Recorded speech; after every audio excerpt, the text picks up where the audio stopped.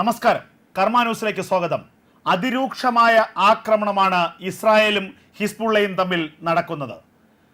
കഴിഞ്ഞ ദിവസങ്ങളിൽ ശക്തമായ റോക്കറ്റ് ആക്രമണം ഹിസ്ബുള്ളയ്ക്ക് നേരെ ലെബനനിലേക്ക് ഇസ്രായേൽ നടത്തിയെങ്കിൽ കഴിഞ്ഞ മണിക്കൂറുകളിൽ ലെബനനിൽ നിന്ന് ഇസ്രായേലിലേക്ക് അതിരൂക്ഷമായ ആക്രമണമാണ് ഹിസ്ബുള്ള നടത്തിയിരിക്കുന്നത്. ഹിസ്ബുള്ളയുടെ 3 റോക്കറ്റുകളാണ് ഇസ്രായേലിന് നേരെ കഴിഞ്ഞ മണിക്കൂറുകളിൽ പാഞ്ഞെടുത്തത്. അതിൽ 2 റോക്കറ്റുകളെ ഇസ്രായേലിൻ്റെ അയൺ ഡോം സംവിധാനം നിർവീര്യമാക്കിയെങ്കിൽ ഒരു റോക്കറ്റ് ഇസ്രായേലിനുള്ളിൽ ഗലീലി പ്രദേശത്ത് വീണു എന്ന് IDF തന്നെ വ്യക്തമാക്കുന്നുണ്ട്. ഗലീലി പ്രദേശത്തെ തുറസായ സ്ഥലത്താണ് റോക്കറ്റ് പതിച്ചത്. അതുകൊണ്ട് തന്നെ മറ്റ് അനിഷ്ട സംഭവങ്ങളൊന്നും റിപ്പോർട്ട് ചെയ്യപ്പെട്ടിട്ടില്ല എന്ന് ഇസ്രായേലിലെ പ്രാദേശിക മാധ്യമങ്ങൾ റിപ്പോർട്ട് ചെയ്യുന്നുണ്ട്. ശക്തമായ ആക്രമണം, തുറന്ന യുദ്ധമാണ് ഇസ്രായേലും ഹിസ്ബുള്ളയും തമ്മിൽ കഴിഞ്ഞ ദിവസങ്ങളിൽ നടക്കുന്നത്. ഹമാസിന് നേരെ കഴിഞ്ഞ 340 ദിവസങ്ങളായി തുടരുന്ന യുദ്ധത്തിന് പിന്നാലെയാണ് പശ്ചിമേഷ്യയിലെ മറ്റൊരു രാജ്യത്തിന് നേരെ, മറ്റൊരു രാജ്യത്തെ തീവ്രവാദ സംഘടനയ്ക്കെതിരെ ഇസ്രായേൽ ഒരു യുദ്ധം തന്നെ ആരംഭിക്കുന്നത്. ഒക്ടോബർ മാസം 7-ാം തീയതി, കഴിഞ്ഞ വർഷം ഒക്ടോബർ മാസം 7-ാം തീയതി ഇസ്രായേലിനുള്ളിലേക്ക് കടന്നു കയറി ഹമാസിന്റെ ഭീകരവാദികൾ നടത്തിയ ഹീനകൃത്യത്തെ തുടർന്നാണ് ഇസ്രായേൽ ഹമാസ് യുദ്ധം ആരംഭിക്കുന്നത്.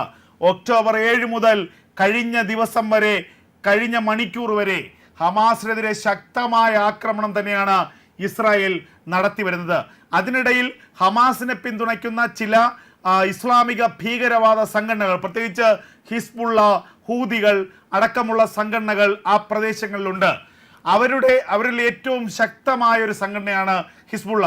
ലെബനൻ കേന്ദ്രീകരിച്ച് സിറിയയുടെ ചില ഭാഗങ്ങൾ കൂടി ശക്തിയുള്ള ഹിസ്ബുള്ള, ആ ഹിസ്ബുള്ളയുടെ ഭാഗത്തു നിന്നാണ് പലപ്പോഴും ഒറ്റയും തെറ്റിയുമുള്ള ആക്രമണം ഇസ്രായേലിന് നേരെ ഉണ്ടായിട്ടുള്ളത്.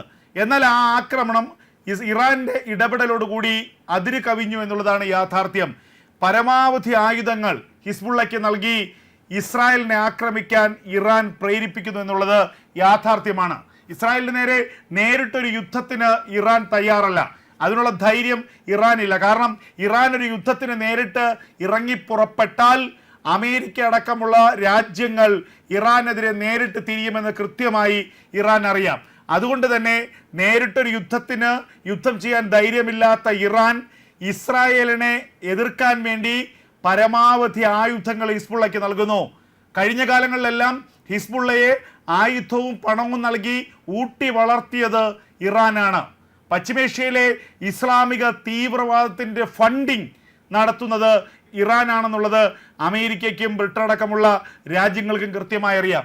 ആ ഇറാന്റെ സൈനിക സഹായത്തോടുകൂടി, ആ ഇറാന്റെ ആയുധ സഹായത്തോടുകൂടി, ആ ഇറാന്റെ സാമ്പത്തിക സഹായത്തോടുകൂടി ഇസ്രായേലിനെ ആക്രമിക്കാൻ ഒരുങ്ങുകയാണ് ഹിസ്ബുള്ള. ഒരുങ്ങുക മാത്രമല്ല, കഴിഞ്ഞ 1-2 മാസക്കാലമായി ശക്തമായ ആക്രമണം, അത് കഴിഞ്ഞ 1-2 ആഴ്ചയായി നിരന്തരം എല്ലാ ദിവസവും അങ്ങോട്ടും ഇങ്ങോട്ടുമുള്ള റോക്കറ്റ് ആക്രമണത്തിലേക്ക് എത്തിച്ചേർന്നിരിക്കുന്നു. ഒരു സമ്പൂർണ്ണ യുദ്ധപ്രഖ്യാപനം ഹിസ്ബുള്ള ഇസ്രായേലിനെതിരെ നടത്തിയിരിക്കുന്നു. ആ നാണയത്തിൽ തന്നെ തിരിച്ചടിക്കുമെന്ന് ഇസ്രായേലും വ്യക്തമാക്കിയിരിക്കുകയാണ്. ഇതാണിപ്പോൾ പശ്ചിമേഷ്യയിൽ നടക്കുന്നത്. ഇസ്രായേലിനെ സംബന്ധിച്ച് ഹിസ്ബുള്ള ഒരു എതിരാളിയല്ല. ഹമാസ് എന്ന ഭീകര സംഘടനയെ ഉന്മൂലനം ചെയ്യുക എന്ന ശബ്ദമെടുത്ത് ആക്രമണം നടത്തി മുന്നോട്ട് പോവുകയാണ് ഇസ്രായേൽ. അതിനിടയ്ക്ക് ഹിസ്ബുള്ള അവർക്ക് ഒരു പ്രതിബന്ധം മാത്രമാണ്, ഒരു ശക്തരായ എതിരാളികളല്ല. ഇനി പശ്ചിമേഷ്യയിലെ ഏത് രാജ്യം വന്നാലും യുദ്ധം ചെയ്യാൻ തയ്യാറാണെന്ന് ഇസ്രായേൽ ഉറപ്പിച്ചു പറയുന്നു. അത് ഇറാൻ ആയിക്കൊള്ളട്ടെ, ഈജിപ്റ്റ് ആയിക്കൊള്ളട്ടെ, സിറിയ ആയിക്കൊള്ളട്ടെ, ലെബനൻ ആയിക്കൊള്ളട്ടെ, ഏത് രാജ്യം വന്നാലും യുദ്ധം ചെയ്യാൻ ഞങ്ങൾ തയ്യാറാണെന്ന് ഇസ്രായേൽ പറയുന്നു. അവിടെ ഏറ്റവും വലിയ പ്രധാന പ്രശ്നം, ഇറാൻ അടക്കമുള്ള ഏതെങ്കിലും ഒരു രാജ്യം ഇസ്രായേലിനെതിരെ യുദ്ധപ്രഖ്യാപനം നടത്തിയാൽ ആ ഘട്ടത്തിൽ അമേരിക്ക ഇടപെടും. അമേരിക്ക മാത്രമല്ല, യൂറോപ്യൻ രാജ്യങ്ങൾ ഇടപെടും, ബ്രിട്ടൻ ഇടപെടും, ഫ്രാൻസ് ഇടപെടും. അങ്ങനെ അത് മറ്റൊരു ലോകമഹായുദ്ധത്തിലേക്ക് പരിവർത്തനപ്പെടും എന്നുള്ളതാണ് യാഥാർത്ഥ്യം. എന്തായാലും ഇപ്പോൾ ഹിസ്ബുള്ള എന്ന മറ്റൊരു ഭീകര സംഘടനയ്ക്കെതിരെ അതിരൂക്ഷമായ ആക്രമണത്തിന് പുറപ്പെട്ടിരിക്കുകയാണ് ഇസ്രായേലിന്റെ ആയുധ ശേഷിക്ക് മുന്നിൽ, ഇസ്രായേലിന്റെ സൈനിക ശേഷിക്ക് മുന്നിൽ ഹിസ്ബുള്ളയ്ക്ക് പിടിച്ചു നിൽക്കാൻ കഴിയില്ല എന്നുള്ളതാണ് ഏറ്റവും വലിയ യാഥാർത്ഥ്യം. കഴിഞ്ഞ മണിക്കൂറുകളിൽ ഇസ്രായേലിന് നേരെ ശക്തമായ റോക്കറ്റ് ആക്രമണം ഹിസ്ബുള്ളയുടെ ഭാഗത്തു നിന്നുണ്ടായി. എന്നാൽ ആ റോക്കറ്റുകളൊക്കെ തന്നെ നിഷ്പ്രഭമായി എന്നാണ് ലഭിക്കുന്ന വിവരം.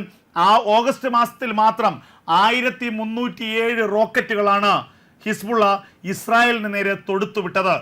അതിനു മുമ്പ് ജൂലൈ മാസത്തിൽ 1000-ഓളം റോക്കറ്റുകൾ. അങ്ങനെ ഓരോ മാസവും ഓരോ മണിക്കൂറിലും നിരവധി റോക്കറ്റുകൾ ഇസ്രായേലിന് നേരെ ഹിസ്ബുള്ള പ്രയോഗിക്കുന്നുണ്ട്. ഈ റോക്കറ്റുകളുടെയൊക്കെ വമ്പൻ ശേഖരം, ഡ്രോണുകളുടെയൊക്കെ വമ്പൻ ശേഖരം ഇറാനിൽ നിന്ന് ഹിസ്ബുള്ളയ്ക്ക് ലഭിക്കുന്നതാണ്. ഇറാന്റെ സൈനിക ശേഷിയെ മുഴുവൻ ഉപയോഗിച്ചുകൊണ്ട് ഇറാൻ ഹിസ്ബുള്ളയെ വിനിയോഗിക്കുകയാണ് ഈ ഘട്ടത്തിൽ. അതിന് തക്കതായ മറുപടി ഇസ്രായേൽ നൽകിക്കൊണ്ടിരിക്കുന്നു.